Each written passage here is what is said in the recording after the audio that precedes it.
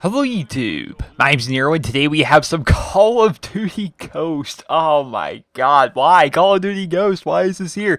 So, long story short, I was really just kind of going through a lot of my files, and what YouTubers like to do is a lot of times we like to back up our video files, like transfer them over to external hard drives. That way if something were to happen randomly to one of our videos, we have copies of it, right? It's what a lot of YouTubers do, myself included. And while doing that last night, I found on my C drive in a folder that I forgot existed, I still had some Call of Duty Ghosts gameplay. Now this gameplay is actually all going to be KEM Strikes that I got myself, right? I saved all of these apparently and never deleted them, and they've already been posted to my channel before, but I thought that would be kind of a fun thing to post up for Dear Nero this week. That's what we do here with Dear Nero. I try to post up something different in terms of the gameplay every single week, trying to have something changed up a little bit for you guys every now and then.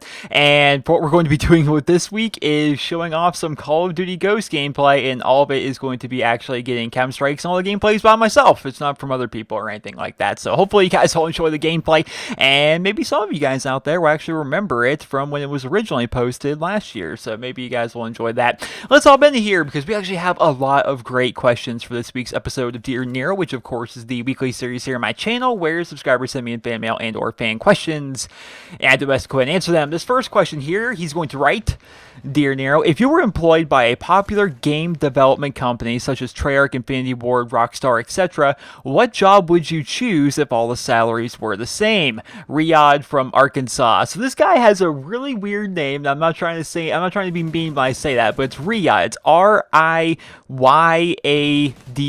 A name I would never be able to pronounce in a million years, but right there in his message, he lets me know how to pronounce his name he's got the pronunciation right there in the parentheses, and it's fantastic when people do that. If you've got a name that isn't like Bob or Jim, please let me know how to pronounce it so I don't butcher your name in every single episode of Dear Nero. Just please do that. It's so those people do that.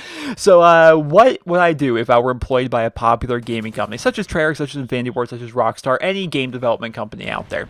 I think if I had to pick a job, and like he said, all the salaries are the same, so it's basically what dream job would you like to have within a game development company? I'd like to be some form of consultant, to be perfectly honest. Somebody that they just talk to for ideas. Not somebody that's like there on the technical side of things. Like, I don't want to be the person writing the code. I don't want to be the person sitting there and whatever softwares they use and, sitting there trying to develop these maps and whatnot. I just want to be there from a consultant standpoint. What should we do with the story? What should we do with this story arc? What should we do in terms of the multiplayer? What should we do with the maps? What kind of guns should be in the game? What do you think about the weapon balancing? Stuff like that. Stuff like that I already do here on YouTube for free. Just go, okay, this gun's broken. We need to fix this. This map's awesome, and here's why. This is how the traffic flows in this map. A lot of stuff I do here on YouTube is stuff that a consultant could do in one of these development firms for free. I think I'd want to work with Call of Duty because, of course, it's Call of Duty. It's a game that I based my entire channel around. It's a game I've been playing ever since 2007. It's a game I know very, very well. And I feel as though if I were to get brought in to somewhere like Infinity Ward and I would know everything that's going on with their brand new game, let's call it Ghost 2, I would be able to give them recommendations and like, okay, this is what was wrong with Ghost 1. This is what we need to try and fix. This is what you guys should not be doing. There should be UAVs in this game. The kill streak should be ridiculously powerful. Like, for example, if I were a consultant and they were to take a lot of my ideas and I were hired by Infinity Ward, Call of Duty Ghost 2 would be a lot like Modern Warfare 2 in terms of just amazing colors on all the maps. The kill streaks would be nuts. Everyone would be calling in tons of kill streaks. There would be tactical nukes. There would just be anarchy and lots of awesome, bright, colorful maps. That's what the maps would be. It'd be a lot like Modern Warfare 2 if I were the consultant and I could actually talk to these people. So that's the job I think I would want if I were to be hired as some kind of a game developer, hired by some kind of game developer. Another job would be the community manager because they just get yelled at on Twitter and get paid a ton of money to do so. So that would be pretty freaking fantastic. Next question, he writes: Dear Nero, if Call of Duty could implement a system where players could vote on old maps that could be remade or remastered instead of the developers just picking a random map and calling it a fan favorite, what would you think about that? If you give an opinion on this, that would be greatly appreciated. Thanks, Nate from Michigan. So Nate's definitely right on this. This is something they've done so many times throughout Call of Duty, and it doesn't make sense to me. It seems like they could do it just from a PR standpoint. It'd be a lot better if they were to actually do this as kind of like a straw poll, right? Kind of a community vote as to what maps we think should be remade, because they bring back some maps sometimes and it's like, really, that's the map you're choosing? choosing. So, for example, in Advanced Warfare with the pre-order bonus map, they actually made it so Pipeline from Call of Duty 4 was going to be remade, and they made it Atlas Gorge. And they call it the fan favorite Pipeline from Call of Duty 4. I'm sitting there thinking, did you play Call of Duty 4?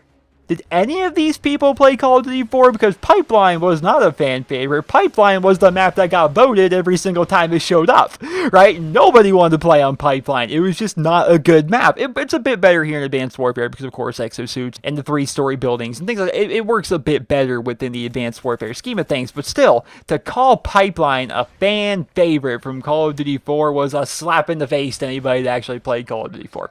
I remember back during Black Ops 2, they brought back the quote-unquote fan favorite Courtyard from World at War. And it's like, Courtyard? Really? That was the map that you picked, right? Because keep in mind, Courtyard was not a bad map. It wasn't like Pipeline where everyone's like, oh god, get it out of here, off my screen, off my screen. Courtyard was a decent map. It was just that. It was a decent map. Nobody really got excited to play on it, but nobody was really bummed to play on it either. It was just an okay map from World at War. It's by far not the best map in the game, in my opinion, or the opinion of a lot of other people. I think if they were to actually do a vote as to what map from World at War should been remade, I don't think Courtyard would have been that. And if you guys don't know, Courtyard was remade in the Black Ops 2 DLC. It came back as the map Dig, which was like a dig site, basically. It was a remake of Courtyard from World at War. And I don't think they would have picked Courtyard. I think they probably would have picked Dome. I personally would have picked CeeLo. There's some other maps that could have been up there, like Upheaval was a pretty good map. Macon, oh man, Macon was a really good map. They could have brought that back. Outskirts was, in my opinion, one of the better maps in the game. Airfield was, there's just a lot of good maps from that game. I don't think Courtyard necessarily would have been it, but they try to pick the maps based upon, they think people are going to like the maps, and they try to pick the maps based upon, is it going to fit well within the scheme of things with their game. For example, going back to the example, I suppose, of using Pipeline and remaking that into Advanced Warfare, because the way the buildings are set up and the way the map is laid out, it works very well with the exosuits as compared to not using exosuits, right? So that's the reason why they probably picked that map over, say, something like Crash or Crossfire or something like that from Call of Duty 4. So I definitely agree with you, though, Nate from Michigan, who of course sent in this question. I definitely agree with the idea that they should have community votes on this. Like, so for example, if they were to go ahead and do a remastered map for the next DLC here in Advanced Warfare, they should have an official vote over on their Facebook page. Remember when they had the official vote to see which map we would like to have a 24/7 playlist on for Double XP weekend, and everyone voted for Comeback, and we got that? That was cool because the community themselves got to have a say. Now let's say, for example, they were to say, okay, we have the rights now to use any map from Call of Duty 4. We would like to have a vote. We're going to list every single Call of Duty 4 map, including the Call of Duty 4 DLC, in this little voting poll right here and put up here on our Facebook page. We'll give you guys 1 week to vote. Every person can vote once per account, and go for it. Vote for what you believe to be the best map from Call of Duty 4 that you would like to see remastered. And then, of course, we could go ahead and do that, and then they can go ahead and remaster it. But the thing about it is, there's development time that comes with putting together these maps. They don't just do them overnight. Now, I'm not a developer, I'm not a programmer, I don't claim to even have any idea of how you put this kind of stuff together, but one would assume that they can't just throw together a map very quickly. I would assume it's going to take a couple weeks, maybe some of you guys in the comments that maybe have some experience putting together stuff, putting together games, maybe you dabble in programming and stuff like that, or maybe you're just interested in it and you know a little bit about it.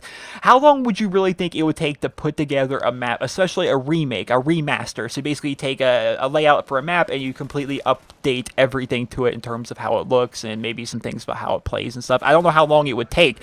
So to do a vote on the maps would be kind of hard if the DLC was scheduled to come out in only a couple weeks and they had to make the map from scratch and of course do bug testing and stuff like that. So I think the reason why they've never actually done a vote for it is that very thing right there, is they actually have a development time and they never have time to be able to take a vote and then be able to make the map by the time the DLC itself actually comes out. The only time I could see that actually working is if they were to do a system where, you know, before the game came out, like right now, could we know Black Ops 3 is the next game? Let's say, for example, there's going to be 4 DLCs and 4 remade maps. Now, let's say they were to put over there on the Treyarch Call of Duty site, they would list every single map, including DLC, from World at War, Black Ops, and Black Ops 2, and we could all vote, and the top 4 voted for maps would be the ones that would be remade into the next game.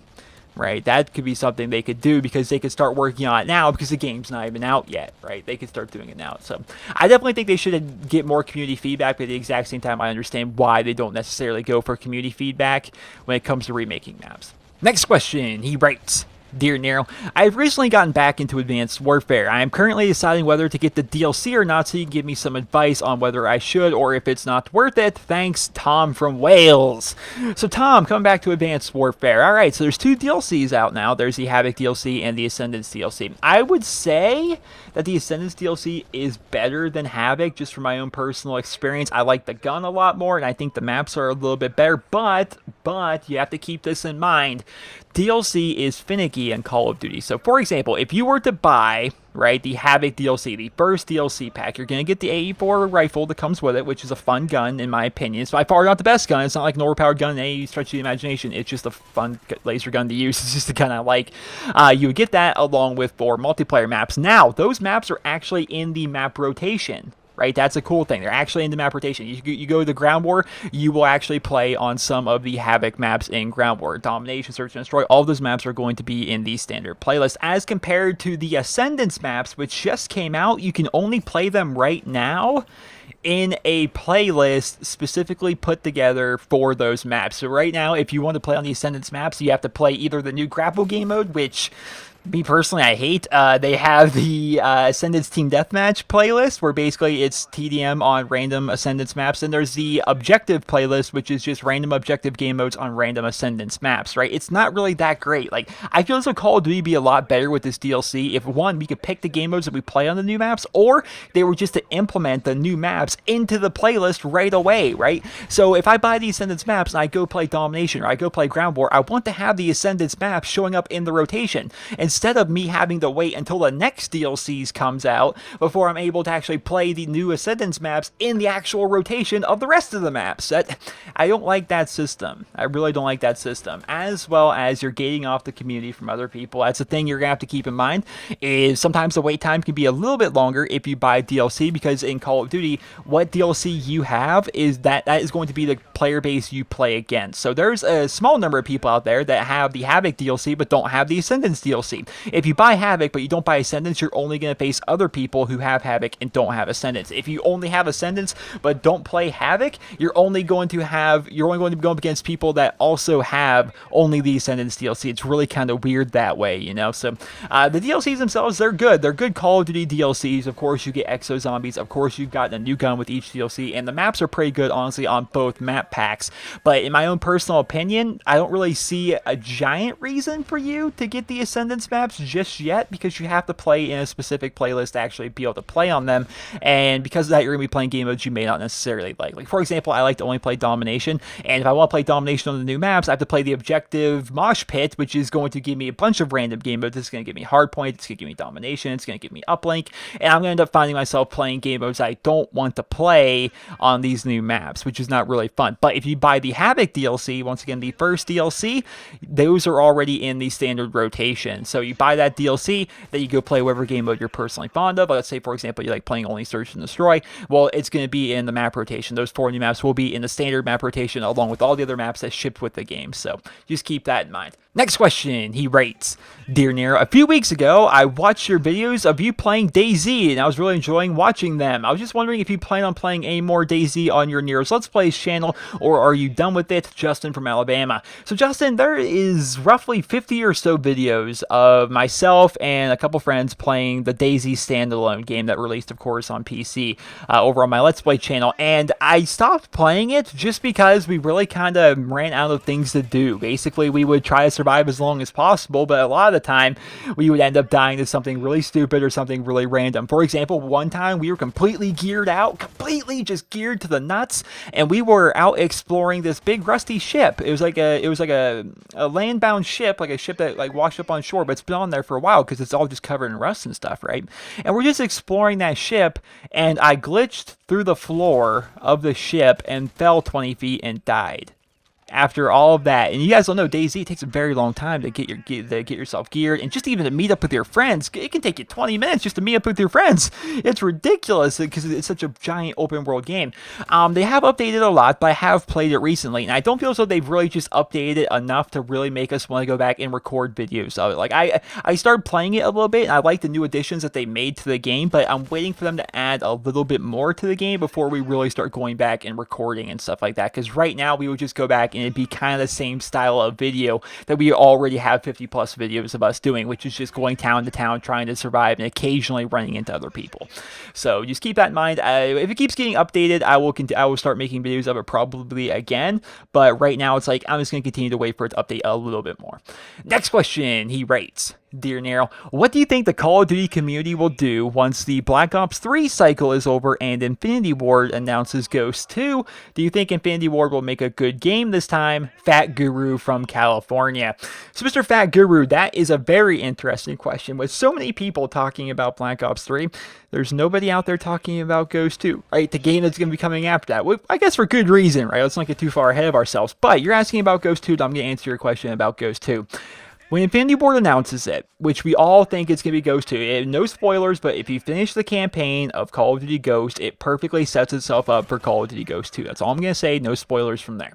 It perfectly set itself up for that. So I would imagine there's going to be a sequel to it, right? And they're going to announce it, and they're going to try changing some things. No doubt they're going to try changing things from Call of Duty Ghost to Ghost 2, just because the game itself was not very well received. Ghost 2 didn't get it wasn't very well received. It didn't sell that much, and it had to have not sold barely any DLC compared to other Call of Duty games, because only a couple months into Ghost lifecycle, more people were playing Black Ops 2 on the old systems as compared to people playing Call of Duty Ghost on all of these systems, right? That was the thing. I made videos of it at the time. It was pretty crazy that so many people went back to Black Ops 2. They decided they didn't like playing Call of Duty Ghost, and for good reason, in my opinion. They changed where the kill feed is. Why would they do that? They changed up the UAV system. Why would they do that? Every single map was dark and dreary. It was awful. All the kill streaks were relatively worthless. There's only a few good ones that you could actually get. You melted in 2 bullets, right? It just really wasn't a fun game, in my own personal opinion. So if they're going to make some changes, I don't know what these changes are going to be, but they are going to try and make some changes. And the Call of Duty community itself is going to try to get hyped for it, because that's what we do whenever a new Call of Duty game comes out. We're like, oh, did you guys see this? This looks so cool.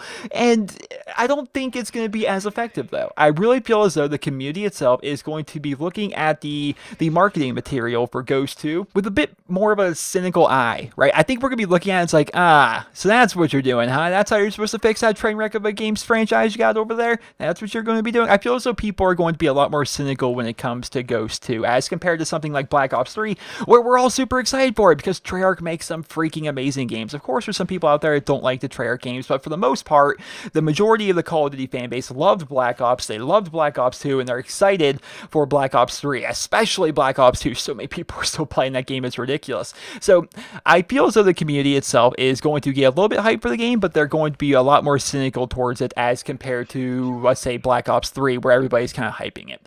Next question, he writes, Dear Nero, why don't you post a lot of zombies anymore? I love watching your old zombie live streams and videos. William from Belgium. So William, the reason for that is there's not really new zombies for me to play. I made a lot of zombie videos here in my time on YouTube, but Black Ops 2 is a very old game now. It's been out for a couple of years, and as a result of that, all of the zombie maps, they're old. We've done them all. I've played through them a bunch of times, you know. I'm looking forward to Black Ops 3 and the new zombies that's going to be coming with it, because I'll be able to revive zombie videos here on my channel. If you guys haven't checked out some of my zombie videos, I think there's an entire playlist you guys can watch here on my channel. There are some live streams which were terrible because I live streamed them directly to YouTube. I think they're available in like stunning 360 to 480p, which is pretty bad, but I also have a couple of zombie guides as to how to do different things on different maps. Like I made like round 70 something on Die Rise, and I made like a complete tutorial for that and how that works. I also made kind of a guide for Town, which was a very fun map in Black Ops 2. There's a lot of zombie videos here on my channel. Be sure to go ahead and check some of those out if you guys haven't already. Next question, he writes, Dear Nero, I know you're a Browns fan, and I was wondering, do you think the Browns should trade up in the draft to get Marcus Mariota or any of the other quarterbacks? I honestly think they should stick with Johnny Manziel for at least another season. Gary from GameStop. So Gary from GameStop, I completely agree with you. I think Johnny Manziel is an awesome player. Of course, he was an amazing player back in college. He didn't do too great last year, but they didn't really give him too much of a chance. And of course, he went to rehab, and it's a giant media blitz on Johnny Manziel, but I still think they should give him a chance and actually allow him to play and develop. If you're going to take Johnny Manziel in the first round last year, you're going to give him barely any playtime in the first season, and then you're going to draft another quarterback the next year. That just sounds like typical Cleveland, to be perfectly honest, but it's something they shouldn't do. Allow your players to freaking develop, for the love of all things holy, Cleveland. Have you noticed in the NFL that all of the teams that are bad, that consistently do bad every single year, are the teams that swap quarterbacks every season, the teams that swap head coaches every season or every other season, the teams that can just never seem to get anything together because they're constantly changing people in and out, pieces are just constantly changing? Why don't you let your players develop? I promise you, if you just let your players develop, it would be a lot better. Also, the Cleveland Browns' new uniforms. Those things are freaking awesome. Next question, he writes, Dear Nero, I'm currently making an Advanced Warfare montage, and it's going to be the first one I've ever made. Since you've made so many awesome montages, I was wondering if you had any general tips. Thanks, Zach from Massachusetts. So, Zach, first and foremost, try to find yourself an uncopyrighted song. I know it can be hard, but you have to try and find something that's royalty-free, something that's uncopyrighted, therefore you don't have any bad standings with your YouTube channel as a result. And aside from that, pick a song you like and have fun putting together the video. The only thing that people really kind of like to see in terms of montage, at least the montages I make, is try and make it so the song kind of syncs up with the clips a little bit. Make it a fun experience to watch a montage, because that's what montages are about, right? That's what it's all about. So, one, thank you for complimenting my montages. They're not the greatest thing in the world. I have been working on an Advanced Warfare montage, but I don't have very many clips. I have maybe half of the montage done right now, and I keep changing it around. I play around with it quite often, to be honest, but I don't have enough clips for a full Advanced Warfare montage yet. I'm just not getting them. Like I said, with the exosuits, it's so hard to get like double kills and triple kills and multi kills and stuff like that, just because, you turn a corner, there's two people, one of them jumps in the air, it's like literally impossible to kill both of them. Whereas in older Call of Duty games, I could turn a corner, if there's two people, I could very easily outgun both of them, go around the other corner, outgun two more people, stuff like that, but with just the fact that people are constantly jumping and stuff, it's a lot harder to end up getting clips in Advanced Warfare, at least for me anyway. I know other people aren't having as much trouble, but a lot of those people are snipers, and snipers are a bit different because, left trigger, right trigger, zoom in, zoom out, pick people off across the map, and if you're super accurate, you can get clips that way. So, I don't know, man. I'm working on it, but who knows when it's actually going to come out. But yeah, those are general tips for a montage. Pick an uncopyrighted song, make it a song you like, and have fun putting it together. If you enjoy putting it together, then people will probably enjoy watching the video, because if you had fun with it, it's going to be a fun montage.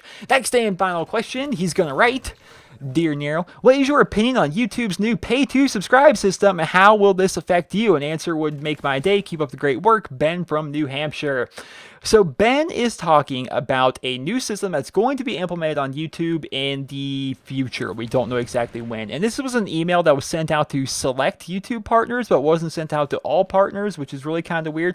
But what they're going to be doing in the future here on YouTube is they're going to be adding a payment system that people can have, right? So if you would like an ad-free YouTube experience, they're going to have a system where they haven't announced the price, but for $5 a month or $10 a month or whatever, you can have an ad-free YouTube experience. And what they're going to be doing with that is they're going to make it so that the money that they make from that, of course YouTube's going to take a split, but they're going to be taking a part of that money and dividing it amongst YouTubers, I would assume partnered YouTubers, and they're going to be giving out that money based upon how long people actually watch your videos, like your audience retention, I think is how they're going to be doing it, which is kind of good for me, I suppose, because how often do you see a video from me that's not almost 10 minutes long as compared to other YouTubers that make 2-minute long videos, 3-minute long videos, things like that. So I don't know, it could be good for me, it could be bad for me, I really don't know, but it's really kind of a weird system. There's a lot of differing opinions on it. A lot of people use adblock, of course. I don't like to talk too much about adblock here on my channel because I feel as though that promotes it, but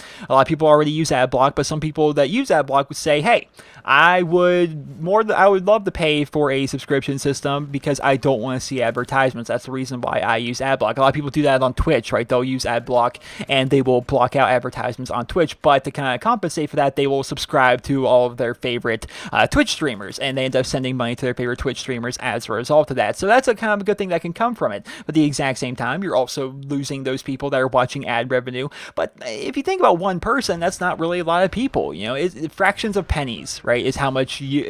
Let's say, for example, if you saw an ad during this Dear Nero, you made me a fraction of a penny. like less than like a very small fraction of a penny. It wasn't a whole lot, right? That's really kind of how YouTube works.